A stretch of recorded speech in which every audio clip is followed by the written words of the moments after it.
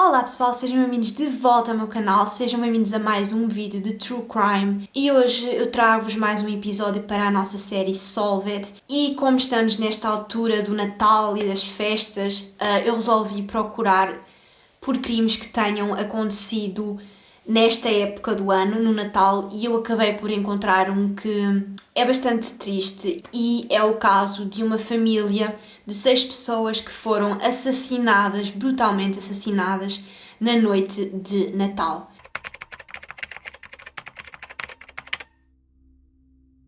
No dia 24 de dezembro de 2007, por volta das 5 da tarde, a polícia de Caney Country, em Illinois, recebe uma chamada bastante bizarra. Nessa chamada, dava para perceber que era uma mulher que estava a falar e ela estava meio que aflita, a tentar pedir ajuda, só que infelizmente a chamada durou muito poucos segundos, foi uma chamada muito rápida e infelizmente a chamada acabou por cair. A polícia ficou sem perceber o que é que estava a acontecer, eles não conseguiram perceber quem é que estava ao telefone e então eles resolveram tentar localizar, ou seja, ver de onde é que aquela chamada foi feita e eles acabam por descobrir que a chamada foi feita da casa de um casal chamado Judy e Wayne Anderson. A polícia decide ir até à casa deles, ver o que é que está a acontecer, porque eles poderiam estar em perigo, só que infelizmente quando eles chegam à casa desse casal, a polícia depara-se com um aviso de propriedade privada, ou seja, a polícia não podia entrar naquela propriedade sem ter um mandato ou sem ter autorização. Então, como a polícia não tinha autorização para passar aquele portão, eles basicamente esqueceram o assunto e acabaram por não investigar, o que é muito estranho porque alguém liga a pedir ajuda, mas como há um portão, a polícia não passa porque não tem autorização. É muito estranho, sério. Isto... Passado 2 dias depois deste acontecimento, uma amiga da Judy chamada Linda vai trabalhar normalmente. O Natal já tinha passado, portanto, ela vai trabalhar normalmente. E ela trabalhava no mesmo sítio onde a Judy também trabalhava. Elas trabalhavam as duas no mesmo sítio. E ela estranha o facto da Judy ainda não ter chegado ao local de trabalho.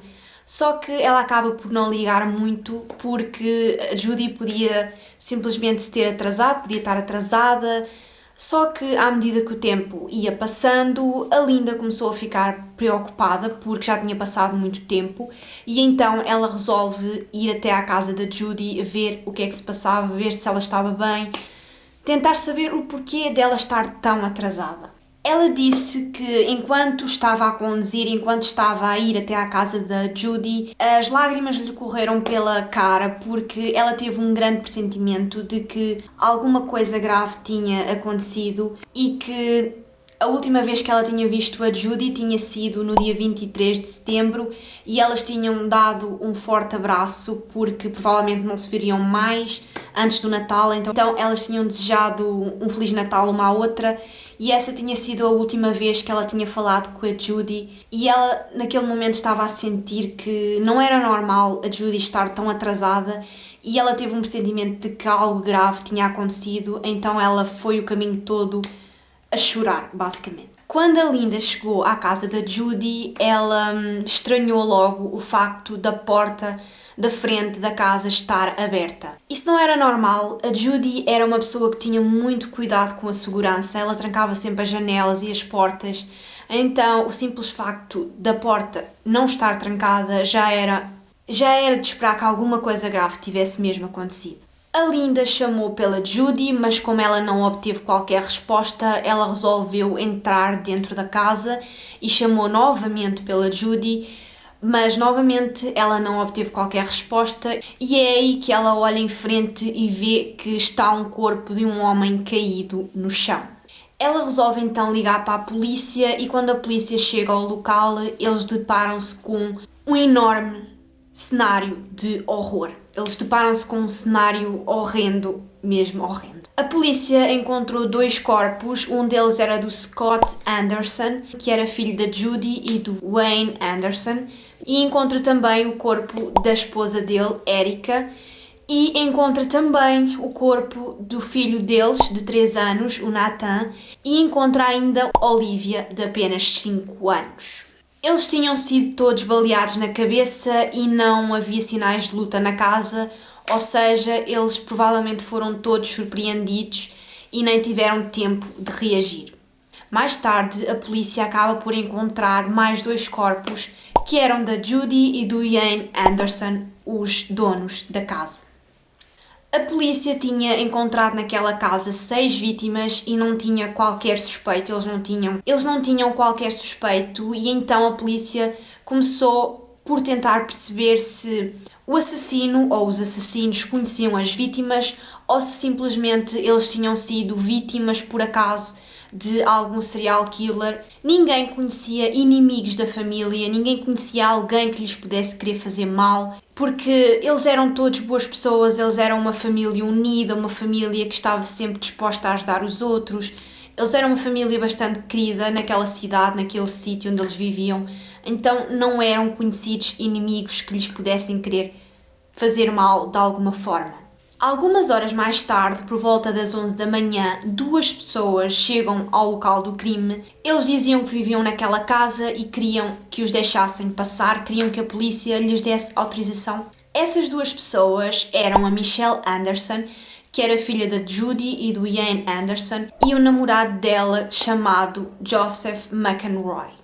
Segundo alguns familiares e alguns amigos da família, a Judy e o Ian e a restante família receberam muito bem o namorado da Michelle, eles acolheram-no muito bem na família, eles receberam-no bem, só que passado algum tempo ele e a Michelle começaram a afastar-se da família e a não quererem participar nas reuniões nem nos jantares de família. E a Judy estava mesmo preocupada com o caminho de vida que a Michelle estava a levar, e elas chegaram mesmo a ter várias discussões por causa disso.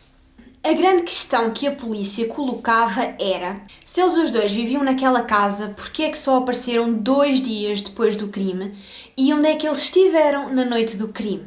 E o que era ainda mais estranho e o que fazia a polícia suspeitar de imediato deles era o facto de eles apenas quererem passar e entrar na casa e poderem passar. E nem por um momento eles perguntaram o porquê da polícia estar naquele local e o porquê da polícia estar ali. Eles nunca se questionaram disso, nunca perguntaram porquê é que vocês estão aqui, o que é que aconteceu. Eles simplesmente queriam passar e queriam que os deixassem passar e entrar para dentro de casa. Suspeito ou não? Talvez. Sim, muito suspeito. Então, ainda no local do crime, a polícia decidiu fazer-lhes algumas perguntas separadamente, ou seja, fazer perguntas a um e depois fazer as mesmas perguntas ao outro, só para ver se as respostas batiam certo e, para grande surpresa da polícia ou não, nada batia certo, ou seja, nada batia certo, então a polícia de imediato percebeu que eles estavam envolvidos no crime e que eles foram os responsáveis pela morte daquelas 6 pessoas. Durante os interrogatórios, a Michelle acabou por confessar tudo. Ela disse que tudo começou na tarde do dia 24 de dezembro e que a Judy e o Ian Anderson estavam a preparar o jantar de Natal para o filho deles, o Scott, para a Erica, a mulher dele, e para os 2 netos, o Nathan e a Olivia, e que a Michelle e o Joseph não tinham sido convidados. Eles não tinham sido convidados porque eles tinham-se afastado da família, eles não queriam participar nos jantares nem nas reuniões de família, portanto não deveriam querer participar no jantar de Natal e por isso mesmo não foram convidados. Por volta das 4 da tarde, a Michelle e o namorado chegam à casa da Judy e do Ian armados com um revólver 357 e uma arma de 9mm. A Michelle surpreende o pai e dispara sobre ele e depois de ele estar morto, eles apontam as armas para a Judy, que lhes implora por favor para não a matarem, para a deixarem viver, mas não valeu de nada porque eles disparam 3 tiros sobre a cabeça dela e acabam por matá-la. Depois do pai e da mãe dela estarem mortos, eles arrastam os corpos para um barracão que ficava fora da casa. E eles tinham que ser bastante rápidos porque a restante família devia chegar por volta das 5 horas para o jantar de Natal, então eles tinham que ser rápidos a esconder os corpos e a prepararem-se para voltarem a atacar.